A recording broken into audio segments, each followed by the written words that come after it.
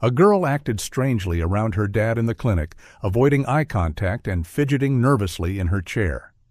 At first, the staff thought it was typical appointment anxiety, but when the doctor performed an ultrasound, he stared at the screen in disbelief and began to panic.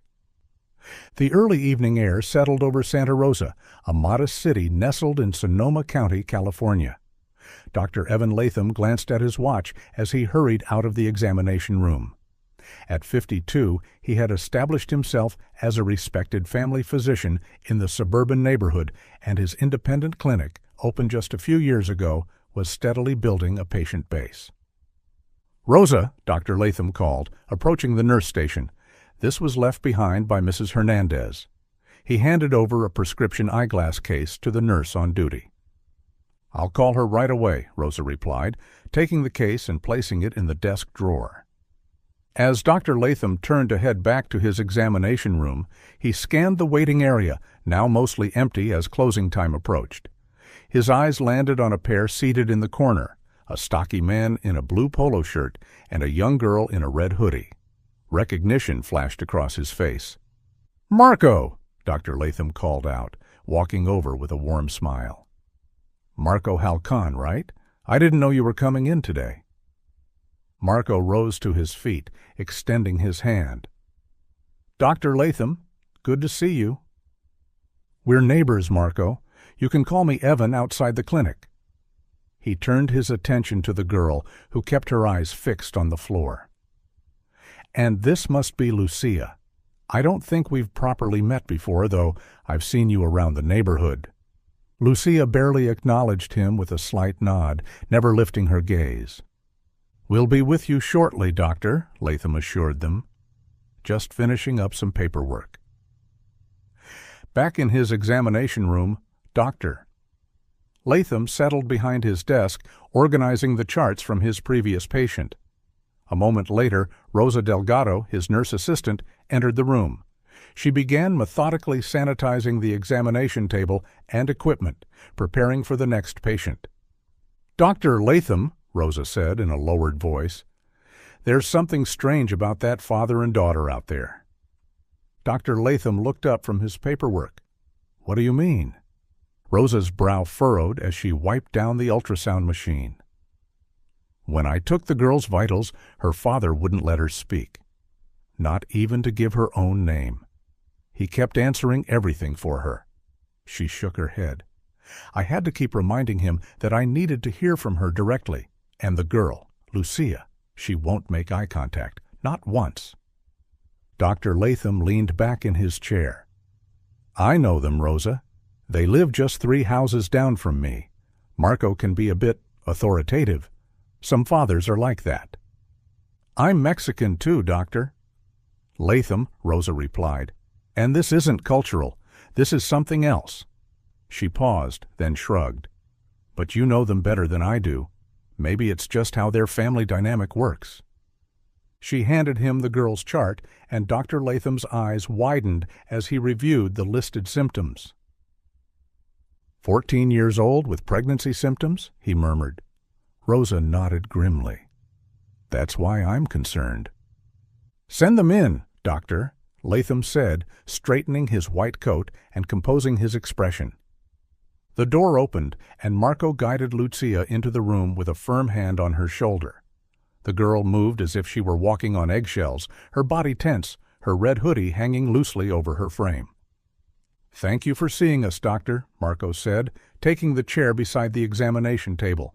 "Especially this late." "Of course," Dr. Latham replied. "What seems to be the problem?" Marco cleared his throat, looking uncomfortable. "It's not easy to say this, but my daughter is pregnant." Despite having seen it on the chart, hearing it stated so bluntly made Dr. Latham's stomach tighten. He looked at Lucia, who remained silent, staring at her hands, folded in her lap. "I see," Dr. Latham said carefully. "Lucia, how have you been feeling?" Before she could answer, Marco interjected. "She's been having morning sickness, fatigue, and lately she's been complaining about abdominal pain." Dr. Latham kept his focus on Lucia. Lucia, would you prefer to answer these questions yourself? The girl gave a barely perceptible nod. And how did this pregnancy occur? Dr. Latham asked, directing his question to Lucia. Again, Marco answered. She has a boyfriend. We don't want to talk about him. His tone made it clear the subject was closed. Doctor, Marco continued, leaning forward, we need this to stay confidential. No one can know about this. Not our neighbors, not anyone. Patient confidentiality is standard protocol, Mr. Halcon, Doctor, Latham assured him, though he found the emphasis odd. I can't discuss any patient's case with others. Good, good, Marco nodded. Dr. Latham turned to Lucia. I'd like to perform an ultrasound to check on the baby and determine how far along you are. Is that okay with you, Lucia? She nodded, still not meeting his eyes. Rosa will help you onto the examination table, Dr. Latham said, preparing the ultrasound machine. You'll need to lift your shirt just above your abdomen. Rosa gently guided Lucia to the table. The girl winced as she lay back. Does that hurt? Rosa asked softly. Lucia nodded. The abdominal pain has been getting worse, Marco explained from his chair. Dr. Latham applied the gel to Lucia's abdomen, noting how she flinched at his touch. He moved the transducer across her belly, watching the screen intently. What he saw made him pause. This is... He began, adjusting the machine for a better view. Lucia, you appear to be approximately 28 weeks pregnant. Marco's eyes widened. That can't be right. It hasn't been that long. Dr. Latham looked at him sharply. Have you taken her to an obstetrician before? No, Marco said. This is our first doctor visit. Dr. Latham continued examining the ultrasound image. It's a girl, he said, then frowned. But I'm seeing some concerning signs. Her abdomen doesn't match typical growth patterns for 28 weeks. This suggests what we call intrauterine growth restriction, or IUGR. What does that mean? Marco asked. It means the baby isn't growing at a normal rate. This can happen due to problems with the placenta, maternal health issues, or fetal conditions. Dr. Latham moved the transducer again, monitoring carefully. I'm also detecting an irregular fetal heartbeat. He turned to face Marco directly. Mr. Halcon, I strongly recommend you take Lucia to the hospital immediately. She needs specialized care that I can't provide here in my clinic. Marco's face darkened. Hospital? Why can't you just give her some medicine? This requires advanced monitoring and possibly intervention, Dr. Latham explained patiently. The hospital has the equipment and specialists needed to monitor the baby's development properly. They can perform Doppler studies to assess blood flow to the baby and check for any organ under development. Marco looked resistant, but Dr. Latham continued firmly. I can give you a prescription for prenatal vitamins, calcium, and folic acid to help with nutrition, but that's not enough. She needs to be seen at the hospital. He wrote out the prescription and handed it to Marco. The pharmacy next door is still open. You can fill this while Nurse Rosa helps clean up Lucia. Marco glanced hesitantly between the doctor and his daughter. She'll be fine, Doctor, Latham assured him. We'll just clean off the gel and print out the ultrasound images. She'll join you at the pharmacy in a few minutes. Marco reluctantly took the prescription and left the room, looking back at Lucia one last time before closing the door. As soon as he was gone, Rosa began gently wiping the gel from Lucia's abdomen. You're going to be okay, sweetie, she said softly. Lucia's eyes suddenly welled with tears. She kicks when she hears his voice, she whispered. I hate that she likes him. Dr. Latham and Rosa exchanged alarmed glances. The statement hung in the air, pregnant with ambiguous meaning. Lucia, Dr. Latham said carefully. What do you mean by that? But Lucia had retreated back into silence. Her momentary openness vanished. Dr. Latham tried to make sense of her words. Perhaps she was upset about her pregnancy and projecting those feelings onto her father? Or maybe Marco had been angry about the pregnancy, and she was expressing resentment. "What's done is done," he said gently. "Your father brought you here because he cares about your health. Now we need to focus on making sure you and the baby are okay. That's why it's so important that you go to the hospital right away." He handed Lucia the printed ultrasound image, and she took it, her gaze fixed on the black and white picture. To her eyes, the image looked more like an abstract blur than anything recognizable. Through the glass panel in the door, Dr. Latham could see Marco returning from the pharmacy. The moment was lost. Rosa helped Lucia sit up, and they prepared to leave. Dr. Latham watched as Marco collected his daughter, his hand firmly on her shoulder as they exited the clinic. After Marco and Lucia left, Rosa returned to the examination room, her face troubled as she gathered the remaining ultrasound printouts. 9 o'clock, she announced, looking at her watch. "That's it for today, right?" Dr. Latham nodded, still disturbed by Lucia's cryptic statement. "Yes, they were our last patients." Rosa began shutting down the ultrasound machine, her movements brisk, but her expression pensive. "That was strange, don't you think?" she finally asked. "The girl hiding her pregnancy for 28 weeks? And what she said when her father left the room?" "I know," Dr. Latham agreed, leaning against his desk. "It was definitely unusual." "What do you think she meant?" Rosa pressed. "About the baby kicking when she hears his voice, and her saying she hates that the baby likes him?" Dr. Latham ran a hand through his hair. "I'm assuming she must have hidden the pregnancy from her father all this time. That's why he only just brought her in. Maybe he was angry when he found out, and that's why she's expressing those feelings." Rosa wasn't convinced. "But she specifically said the baby kicks when she hears her father's voice, and she doesn't like that. Doesn't that seem odd to you?" "It could be teenage hormones colliding with pregnancy hormones," Dr. Latham suggested, though the explanation felt insufficient even to him. Mood swings and emotional volatility are common in both. Rosa nodded slowly, though doubt lingered in her eyes.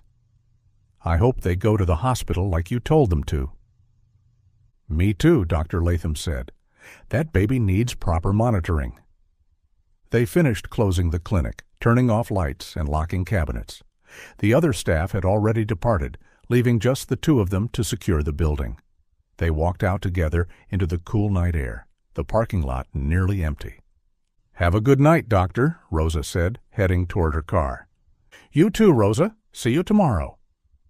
Dr. Latham climbed into his sedan, the engine humming to life as he pulled out of the parking lot. His mind kept replaying the examination, searching for clues in the interaction between father and daughter. Something felt off, but he couldn't quite place it. As he turned into his neighborhood, the streetlights cast long shadows on the quiet suburban street. He slowed as he approached the Halcon residence, 3 houses away from his own. Their car was parked in the driveway. "They didn't go to the hospital," he muttered to himself, a flicker of concern igniting in his chest. He continued driving to his house, pulled into his driveway, and shut off the engine. Sitting in the darkness of his car, he debated with himself. Maybe they didn't understand the seriousness of the situation, the irregular heartbeat, the growth restriction. These weren't minor issues, especially for a 14-year-old mother. He should just go inside, have dinner, and call it a night. It wasn't his responsibility to chase down patients who ignored his medical advice. But Lucia's words echoed in his mind. "She kicks when she hears his voice. I hate that she likes him." With a sigh, Dr. Latham got out of his car and walked back down the street to the Halcon house. The lights were on inside, a warm glow emanating from the windows. He hesitated, then knocked firmly on the front door. After a moment, the door swung open, and Marco stood there, surprise flashing across his face, before he composed it into a neutral expression. "Dr. Latham, is everything okay?" "I was just checking in, Doctor," Latham said, trying to keep his tone casual. "I noticed your car was here, and I was concerned since I had recommended you take Lucia to the hospital right away." Marco's expression shifted, almost imperceptibly. "Ah, yes. Thank you for your concern. Lucia has gone to the hospital with her mother. I stayed behind to finish some work." Dr. Latham blinked, caught off guard by this information. This was the first mention of Lucia's mother being in the picture. "I see," he said carefully. "That's good to hear. I was worried about the baby's condition." "Yes, well, she's in good hands now," Marco said, his tone clipped. "Thank you for stopping by, Doctor, but it's getting late, and I have work to finish." "Of course," Dr. Latham nodded. "Sorry to disturb you. Good night, Mr. Halcon." "Good night?" The door shut firmly behind him, leaving Dr. Latham standing on the porch with a gnawing unease in his gut.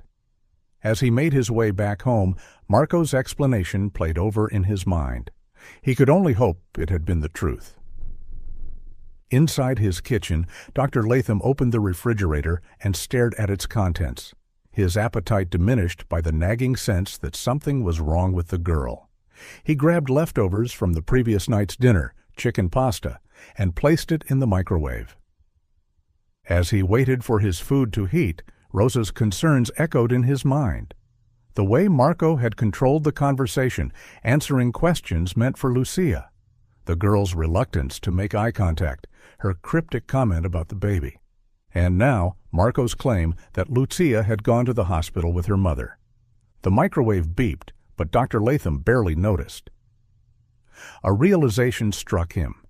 Despite living just 3 houses away from the Halcon family for over a year, he had rarely seen Lucia or her mother outside. He knew Marco had a daughter, but their interactions had been limited to the occasional wave from the driveway or brief exchanges at neighborhood gatherings, always with Marco alone. As for his wife, he couldn't even recall the last time he'd seen her. He took his plate to his home office, a small room with a desk, computer, and bookshelves lined with medical texts. Setting his dinner aside, he opened his laptop and navigated to Facebook. "This probably crosses some professional boundaries," he muttered to himself, "but something isn't right." He searched for Marco Halcon and quickly found his profile. Marco's privacy settings were minimal, allowing Dr. Latham to browse through his photos and information. He scrolled through the friend list, searching for someone who might be Lucia's mother. "Daniela Rivera," he read aloud. The name rang faintly familiar, as if he'd heard it long ago. Her profile picture tugged at something deep in his memory. The woman's face bore a subtle resemblance to Lucia, and he was almost certain he had seen her before, somewhere in the past. He clicked on the profile, scanning through the limited information visible to the public. Daniela's page had few recent photos with Marco or Lucia. In fact, scrolling through her timeline, Dr. Latham noticed a distinct absence of family photos for several years. There were pictures of Daniela at work events with friends, but none with her daughter. If they're divorced, that would make sense, he mused aloud. But then, why would Marco say Lucia went to the hospital with her? Dr. Latham knew he was stepping outside professional boundaries by investigating his patient's family this way. But Lucia's well-being and potentially her safety overrode his hesitation. He clicked on the messenger icon and began typing a message to Daniela. "Hello, Ms. Rivera. I apologize for contacting you this way, but I'm Dr. Evan Latham, a family physician who saw your daughter Lucia today. I just wanted to check how the hospital visit is going. Again, sorry for the intrusion."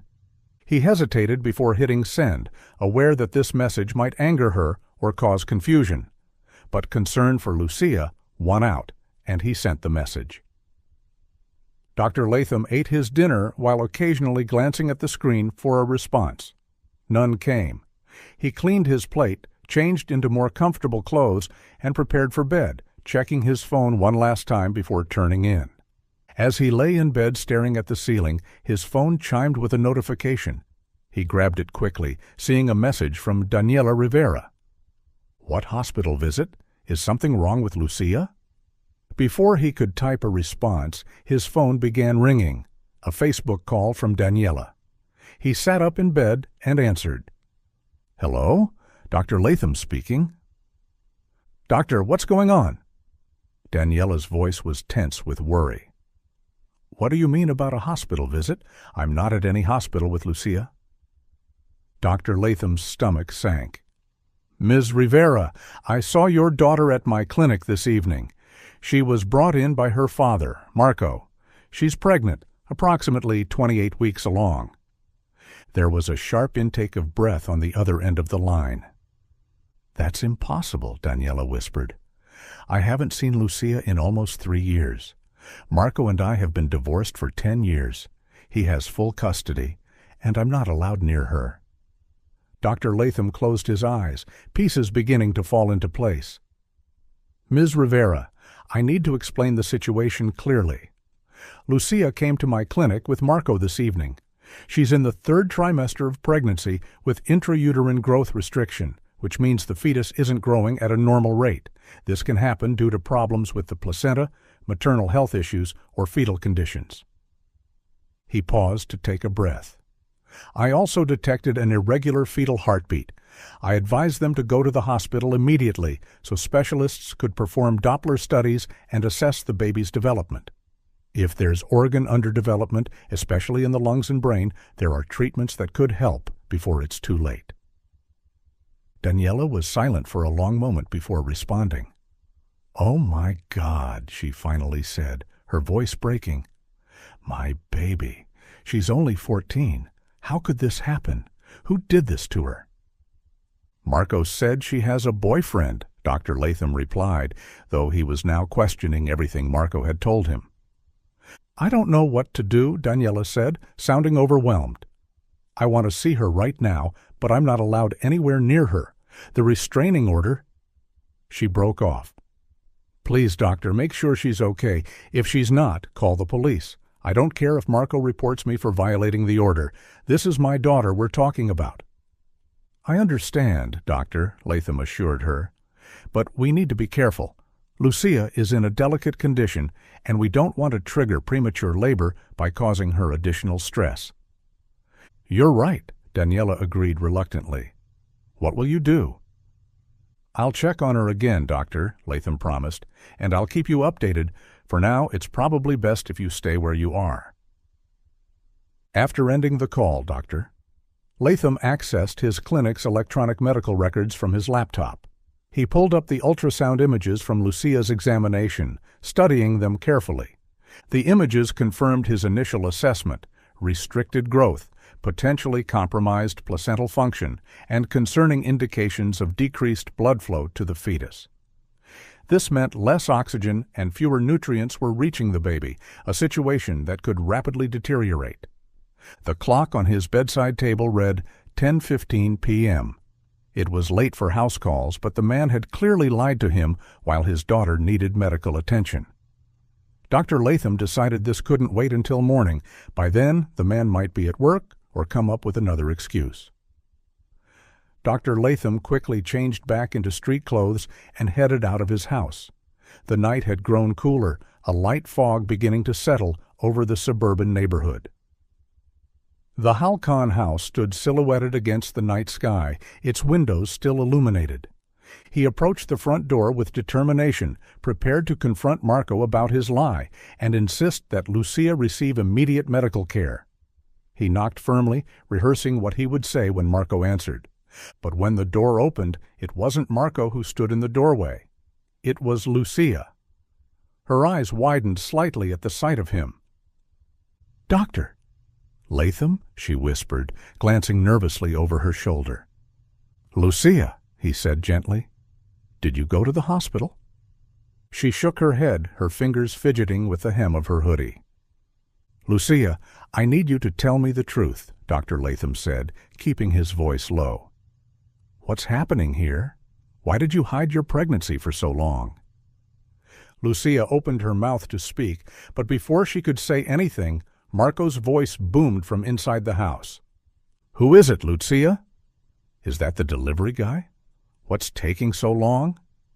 Fear flashed across Lucia's face. "Please go," she whispered, already closing the door. "Please." Dr. Latham put his hand on the door to stop it from closing completely. "Lucia, I can help you. Let me help you." "I can't," she breathed, pushing the door shut. Dr. Latham stood on the porch, torn. Technically, he had done his duty. He'd informed Marco of the risks and urged him to seek hospital care. He couldn't force them to follow his advice. But something about that house felt off, deeply wrong, and he couldn't bring himself to walk away. He had made a promise to Daniela, and that promise still held weight. As he turned to leave, the front door swung open again. This time, Marco stood in the doorway, his expression dark with annoyance. "Dr. Latham," he said, voice tight. "Why do you keep coming to my house? It's late in the evening." "Mr. Halcon, doctor," Latham began, struggling to keep his tone professional. "I'm concerned about Lucia's condition. You told me she had gone to the hospital with her mother, but I've just learned that's not true." Marco's jaw tightened. "You've been checking up on me? Who I take my daughter to see is none of your business." "As her physician, her health is my business," Dr. Latham countered. "The baby's condition is serious. Delaying treatment could lead to complications, or worse." Marco glared at him, about to respond, when a light came on in the neighbor's house next door. A curtain twitched, someone clearly watching the late-night confrontation unfolding on the porch. Marco's demeanor shifted abruptly. "Perhaps we should continue this conversation inside," he suggested, his voice suddenly conciliatory. "No need to disturb the whole neighborhood." Dr. Latham hesitated, then nodded. Marco stepped back, allowing him to enter the house. The living room was sparsely decorated, with a worn couch, a coffee table, and a television mounted on the wall. Lucia sat on the edge of the couch, her hands folded in her lap, eyes fixed on the floor. "Lucia," Dr. Latham said gently, "how are you feeling?" Marco interrupted before she could answer. "She's fine, just tired. Pregnant women get tired, right, doctor?" Dr. Latham turned to face Marco directly. "Mr. Halcon, you need to understand the seriousness of the situation. The ultrasound showed intrauterine growth restriction and an irregular fetal heartbeat. These conditions require immediate medical attention." "And we'll get that attention," Marco replied, his tone placating but his eyes cold. "First thing tomorrow morning." "Why wait?" Dr. Latham pressed. "Why not tonight?" "Because it's late," Marco said, gesturing at the clock on the wall. "Lucia needs rest. She's exhausted, and dragging her to an emergency room where we'll sit for hours isn't what she needs right now." "The baby could be in distress," Dr. Latham argued. "Every hour counts in a situation like this." Marco's expression hardened. "The baby won't die overnight." Dr. Latham flinched at the callousness of the statement. Before he could respond, the doorbell rang. Marco's shoulders relaxed slightly. "That'll be the delivery. I ordered dinner for us." He turned to Lucia. "Wait here with the doctor. I'll get the food." As Marco walked to the door, Dr. Latham took the opportunity to move closer to Lucia. "Are you okay?" he asked softly. "Is there something you want to tell me?" Lucia glanced toward the door where her father was paying the delivery person, looking for spare changes in his pockets. Then quickly, Lucia reached into her pocket and pulled out several folded photographs. She thrust them into Dr. Latham's hand just as Marco turned back toward them. Dr. Latham discreetly slipped the photos into his jacket pocket without looking at them. Lucia leaned closer and whispered, "More in bedroom." "I'll help you, Doctor," Latham promised, keeping his voice low. "You're being very brave." Marco returned with a pizza box. "What are you two talking about?" "Lucia was telling me she's hungry," Dr. Latham improvised smoothly. "Which is good. She needs proper nutrition." "See? I'm a good father," Marco said, placing the pizza on the coffee table. "I make sure she eats well." He turned to Dr. Latham, his demeanor shifting from defensive to dismissive. "Now, I appreciate your concern, Doctor, but it's getting late. As you said yourself, Pregnant women need rest. If she doesn't get proper sleep, that would be bad for the baby too, wouldn't it? Dr. Latham recognized the dismissal.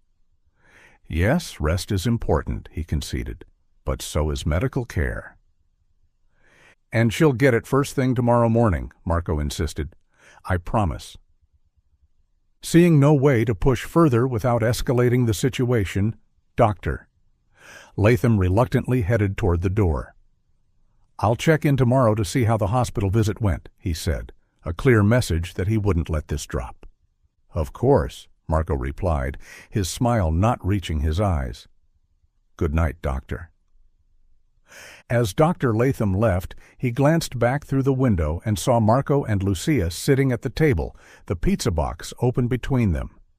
Marco was talking, his gestures animated, while Lucia sat motionless, her eyes downcast. Once back in his house, Dr. Latham quickly pulled the photographs from his pocket. What he saw made his blood run cold. There were 4 photos, each showing Lucia in various stages of undress on what appeared to be a bed, with Marco clearly visible in the images.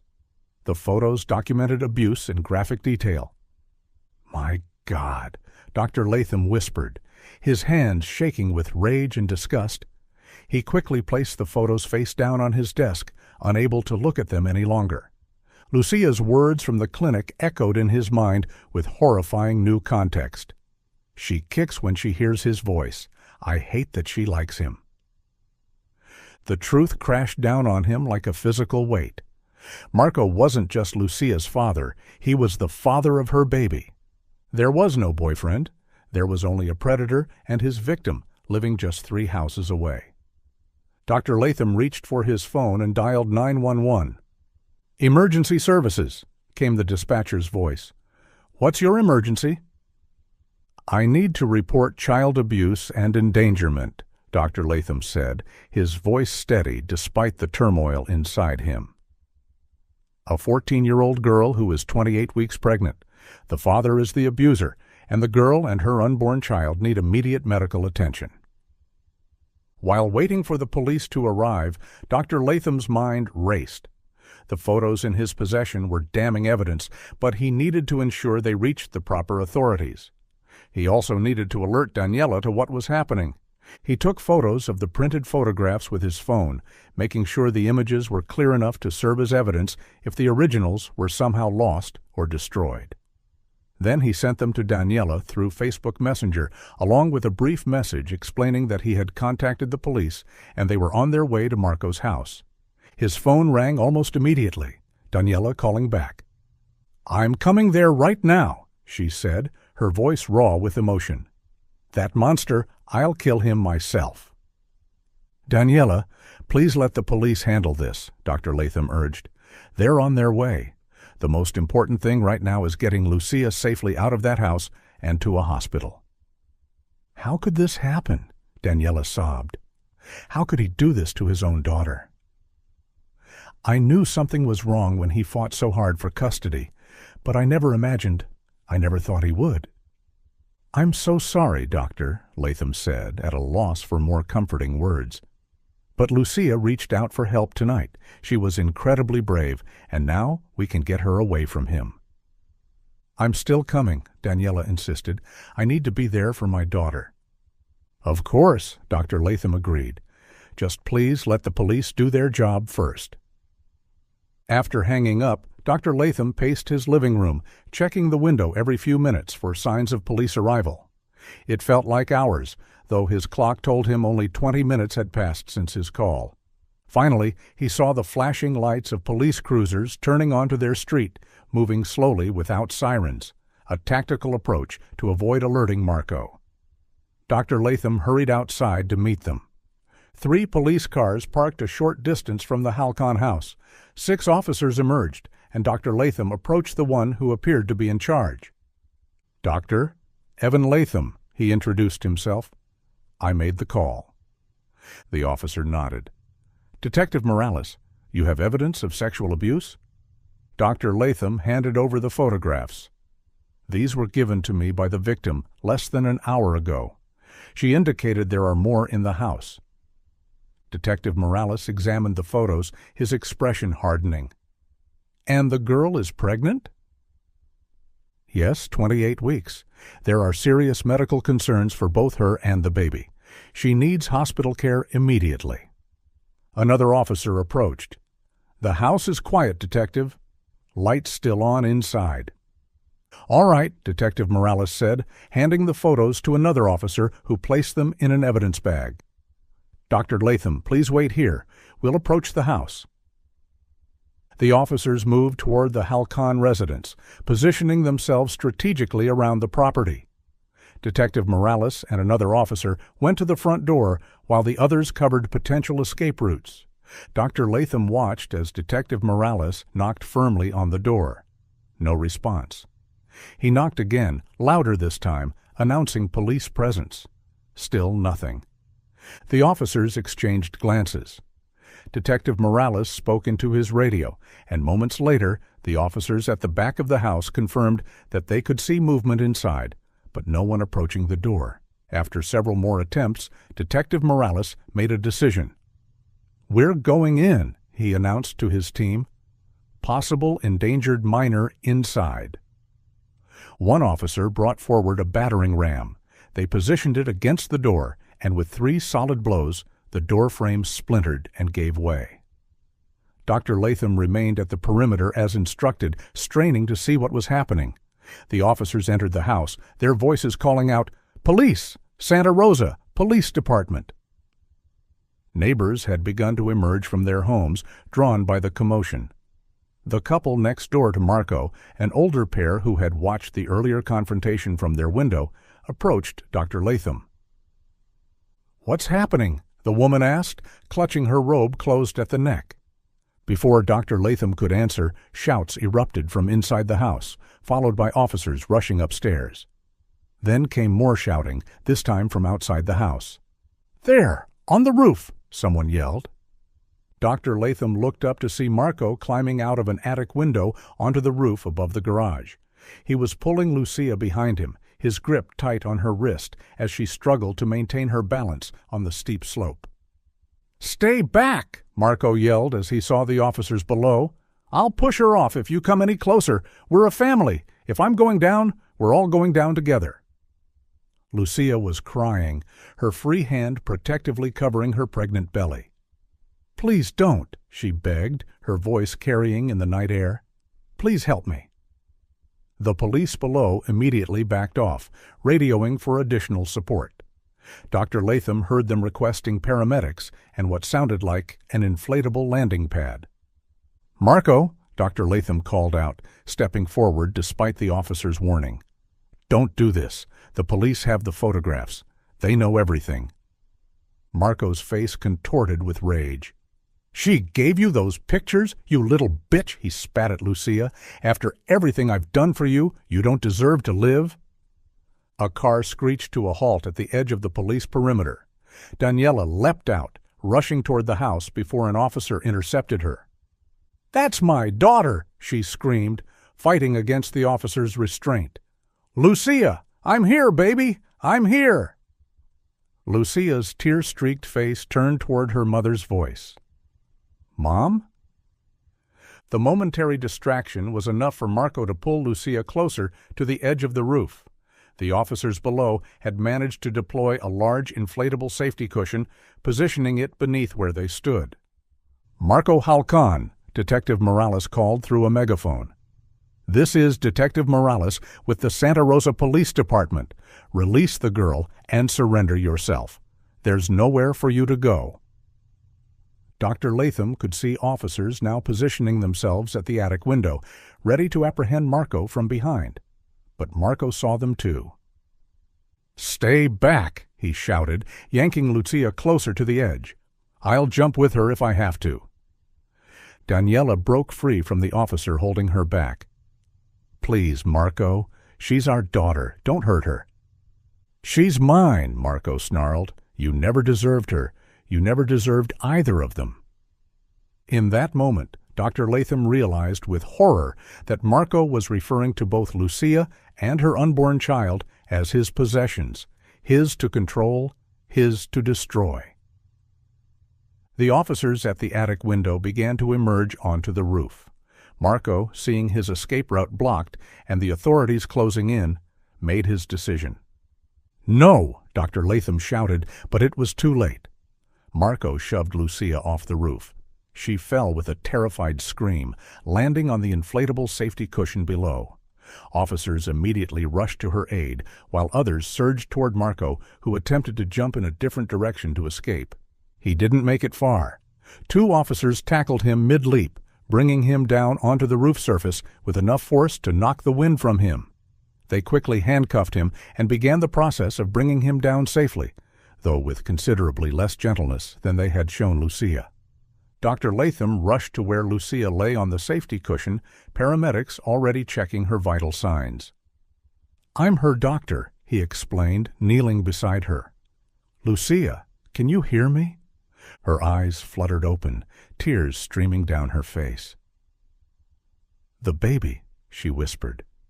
"Is the baby okay?" Dr. Latham placed a gentle hand on her abdomen, feeling for movement. "Let's get you to the hospital to make sure, but I think she's going to be just fine. You were very brave, Lucia. Very brave." The night air filled with the flashing lights of police cars and ambulances. Officers led a handcuffed Marco toward a waiting cruiser, his face contorted with rage. As they passed Daniela, who stood anxiously watching the paramedics tend to Lucia, Marco spat in her direction. "This is your fault," he snarled. "You were never a real mother to her." Daniela lunged forward, her composure shattering. "You monster! What you did to our daughter, you're not human." An officer stepped between them, guiding Daniela back, while his colleagues pushed Marco toward the police car. "He should rot in prison forever," Daniela sobbed as Dr. Latham approached her. "I always knew something was wrong with him, but this—" "You couldn't have known," Dr. Latham said gently. "Predators like Marco are experts at hiding their true nature." The paramedics had stabilized Lucia on a stretcher and were preparing to load her into the ambulance. Dr. Latham guided Daniela toward them. "She needs you now," he said. "Focus on Lucia, not him." Daniela nodded, wiping tears from her face as she approached the stretcher. When Lucia saw her mother, her eyes filled with fresh tears. "Mom," she whispered, reaching out a trembling hand. "I missed you." Daniela took her daughter's hand, kissing it as tears streamed down her face. "I missed you too, baby. So much. I'm here now, and I'm never leaving you again." Dr. Latham approached the lead paramedic. "I'm her physician. I'd like to accompany you to the hospital, if that's all right." The paramedic nodded. "We could use your input on her condition, Doctor." As they loaded Lucia into the ambulance, Detective Morales approached Dr. Latham. "Doctor, we'll need to speak with you at the hospital.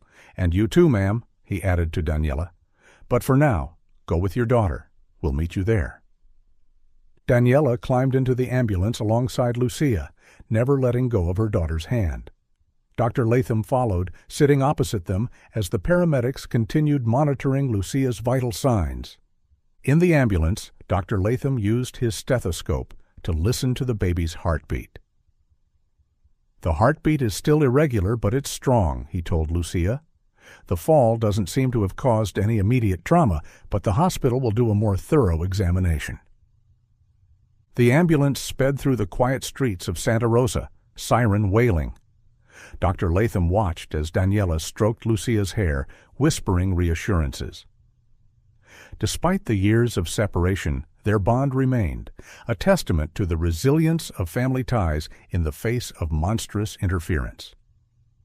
They arrived at the hospital, where an obstetric emergency team was waiting. Dr. Latham briefly explained the situation to the attending physician, Dr.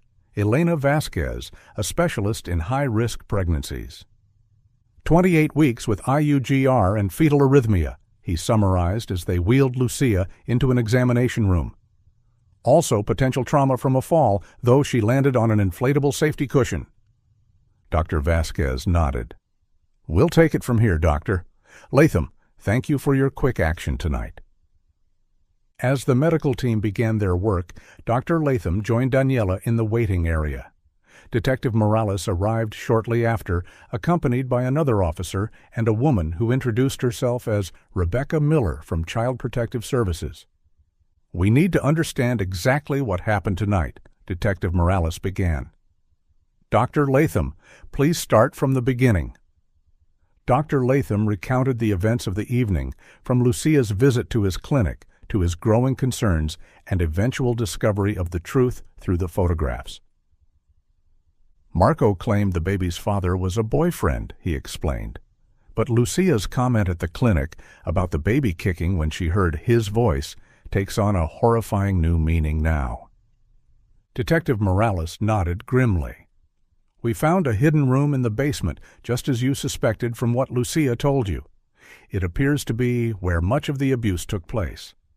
There were cameras, recording equipment, and other items." Daniela covered her mouth, stifling a sob. "His bedroom contained hundreds of photographs of Lucia," the detective continued. "Some dating back several years. This has been ongoing for a long time."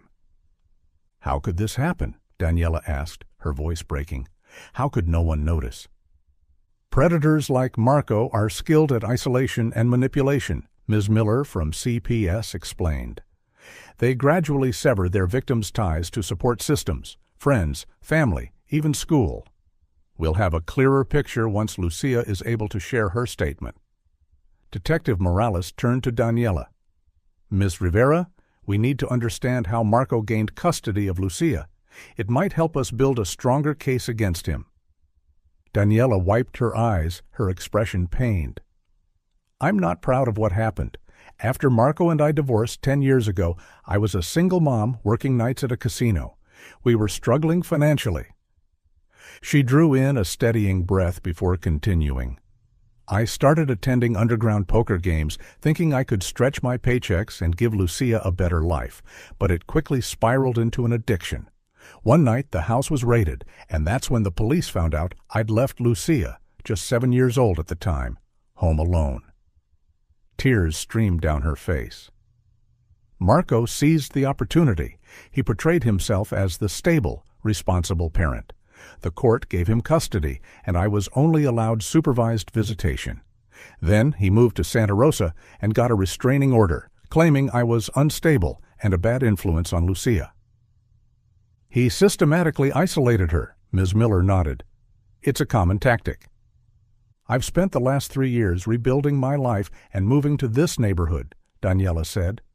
"I have a stable job now and an apartment with a second bedroom ready for Lucia. I've been saving every penny I could to fight for custody again, but Marco shut down every attempt I made to reach her." Dr. Vasquez emerged from the examination room before anyone could respond. They all turned to her expectantly. "Lucia is stable," she reported. "The baby's heartbeat remains irregular, but we've started her on medication to help with that. We've also begun steroid injections to accelerate fetal lung maturity, which is crucial in cases of IUGR. She's severely malnourished and showing signs of long-term stress and trauma, but physically she should recover." "And the baby?" Daniela asked. "We're monitoring the situation closely," Dr. Vasquez said. "The next 48 hours will be critical. The fall doesn't appear to have caused any placental abruption, which is good news. But the pre-existing conditions, the growth restriction and heart irregularities, remain concerning." "Can we see her?" Dr. Latham asked. Dr. Vasquez nodded. "She's asking for her mother, and you too, Dr. Latham. She says you saved her life." The hospital room was dimly lit, the steady beeping of monitors creating a rhythmic backdrop. Lucia lay propped up on pillows, an IV in her arm, and fetal monitors strapped across her swollen abdomen. Despite everything she had endured, there was something different about her now, a spark in her eyes that hadn't been there before. The weight of her secret had been lifted.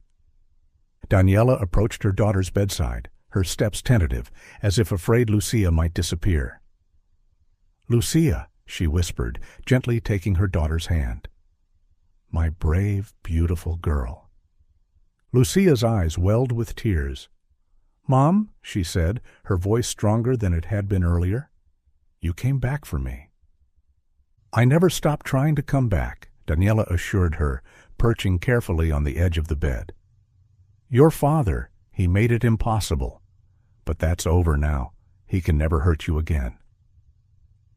Dr. Latham stood respectfully at the foot of the bed, giving mother and daughter space for their reunion. Detective Morales and Ms. Miller from CPS waited near the door, understanding the delicacy of the moment. After a few minutes, Lucia looked up at Dr. Latham. "Thank you," she said simply, "for believing me, for helping us." "You're the brave one, Lucia," Dr. Latham replied. "You found the courage to reach out for help, and that's what saved you and your baby." Detective Morales stepped forward. "Lucia, I know this is difficult, but we need to ask you some questions to help build our case against your father. Would that be okay?" Lucia glanced at her mother, who squeezed her hand reassuringly. "It's your choice, sweetheart. Whatever you decide, I'm right here with you." Lucia nodded slowly. "I want to tell the truth, all of it." "Take your time," Ms. Miller said gently, "and if you need to stop at any point, just say so."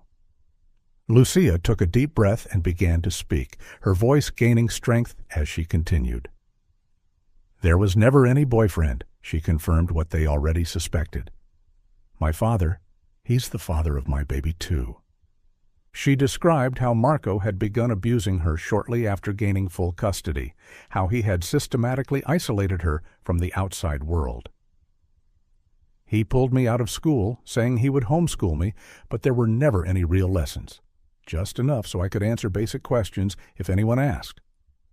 The abuse had escalated over the years. Whenever anyone came to the house, he would lock me in the basement.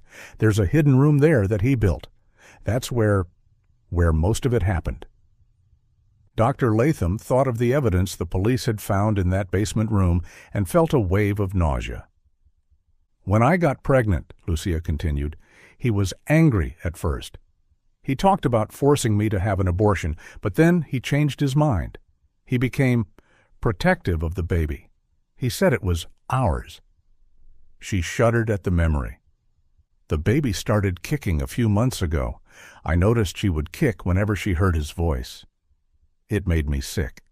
I hated that she responded to him." Lucia placed a protective hand over her belly. "But it's not her fault. She's innocent in all this." "Of course she is," Daniela assured her. "I started feeling really sick about 2 weeks ago," Lucia explained. "Bad stomach pains and dizziness. At first he ignored it, but when I could barely get out of bed, he finally decided to take me to a doctor. That's when we went to Dr. Latham's clinic." Detective Morales nodded, taking notes. "The photographs you gave to Dr. Latham, how did you manage to get those?" "My father. He took pictures all the time," she said softly.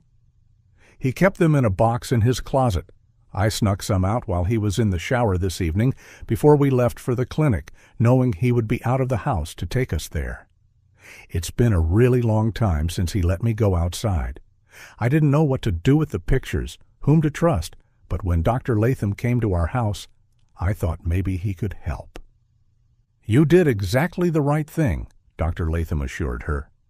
Dr. Vasquez returned to check on Lucia and evaluate the fetal monitoring strips. "The medication seems to be helping with the heart irregularities," she reported. "And your own vital signs are stabilizing, Lucia. That's excellent news." "What happens now?" Lucia asked, looking between the adults in the room. Ms. Miller stepped forward. "You'll stay in the hospital until you're medically cleared to leave. After that, we'll need to determine the best living situation for you and your baby." "She's coming home with me," Daniela said firmly. "I've prepared for this, for years. I have a room for her, savings for her care, everything." Ms. Miller nodded. "Given the circumstances, that seems like the most appropriate placement. We'll need to conduct a home evaluation, but as long as everything checks out, I don't foresee any issues with Lucia being placed in your care."